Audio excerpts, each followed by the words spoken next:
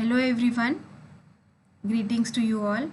I'm Prachi Godbole and I'm going to discuss and describe in very simple words the Upanayan Sanskar, or also called as Munj or Vratbandh, that is conducted in many parts of India. So the human life is starting from the conception in the womb to the death. During this span, there are 16 sanskar that are defined in various smriti in Indic literature. The 11th sanskar out of the 16 sanskar is the Upanayan Sanskar. Let us understand the meaning of the words. So Upa means near and Nayan means to take one towards something. So Upanayan means to take the person closer to the beginning of Vedic learning.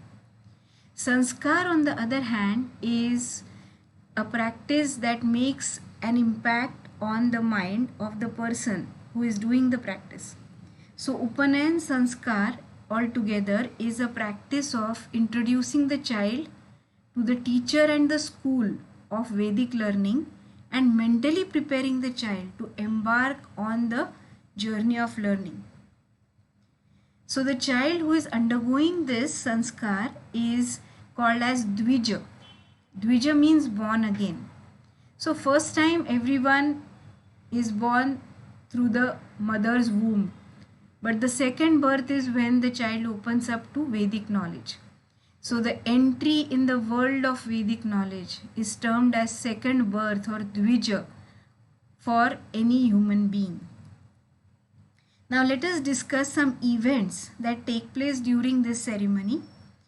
So the Tattvadarshi Guru is invited to the ceremony, and along with the teacher, the Guru, some students of the teacher also accompany the teacher in the ceremony.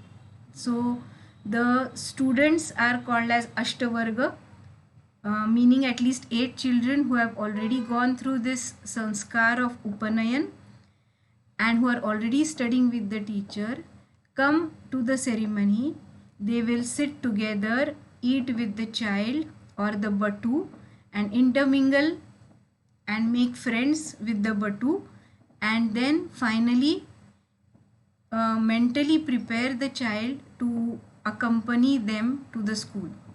So this is also the last time the child gets to be fed by the mother, and it is understood that from now on the child is on his or her own and has to live and eat with the fellow students.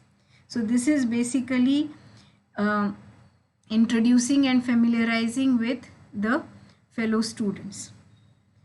Then the thread ceremony, wherein the child wears a thread in a particular way. The thread is called as Yajnopavit, which is basically a set of 3 threads tied by a knot to make a circular band. Now these 3 threads are the 3 levels of the core of the Brahma. So at this time the most important discourse, that is the Brahmopadesh, is conducted and the Gayatri mantra is introduced to the prospective disciple. Throughout the education, the child should wear the thread, and maybe even for the lifetime, as it reminds one of the knowledge of eternal unity and our duty towards the eternal existence. This eternal existence is nothing but the Brahma. During the ceremony, the teacher gives basic teachings to the child, and after that the teacher takes charge of the education and grooming of the child. In olden days, the child would accompany the teacher to the Gurukul and stay there without any special privileges, total focus being on acquiring the knowledge. The boy students would shave their head so that they wouldn't be distracted in any way. Also, at the end of the ceremony, parents and relatives would donate something called as bhiksha to the child to depict that the child can no longer enjoy the cooing from her or his parents. The child must ask politely only once for whatever needed and move on and should not persist with the demands. This is a way of inducing a discipline in the child so that the child becomes eligible to get the knowledge of Brahma Vidya.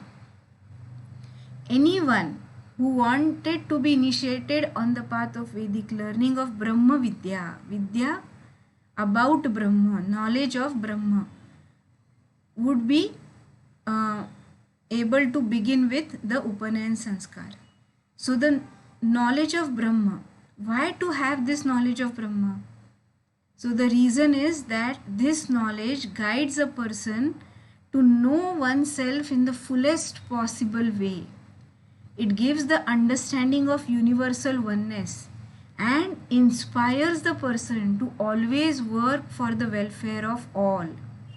So in very olden days, this was considered as a very important initiation. This was so because awareness of the Brahma would create a society where people would be working together for the betterment and happiness of all. That is nothing but sarve api sukhina santu. So only I shouldn't be happy. All of us should be happy. So that is the bigger end, higher end, where all this was taken to. So all children of any gender, caste, religion or race can be initiated to Vedic studies of Brahma Vidya. After getting initiated by the Upanayan Sanskar, the next thing that has to be done, the 12th, is the Vedarambha Sanskar. That means to start the actual studies of Ved. However, in today's practice, this Upanayan ceremony is celebrated as a mere ritual. So much importance is not given to the purpose of this Sanskar, and hence not many people, very few I would say, pursue the studies of Ved thereafter. The 12th Sanskar is not really done. The purpose of building a society, that is a group, a team of people who realize the oneness with the universe and who can work towards the betterment, happiness, welfare of each and every one. Okay, so that was the dream, and the initiation towards it would be done at a tender age. So that was the purpose of Upanayan Sanskar. However, this purpose seems to be forgotten today. So that was my brief understanding of Upanayan. So thank you all for listening patiently.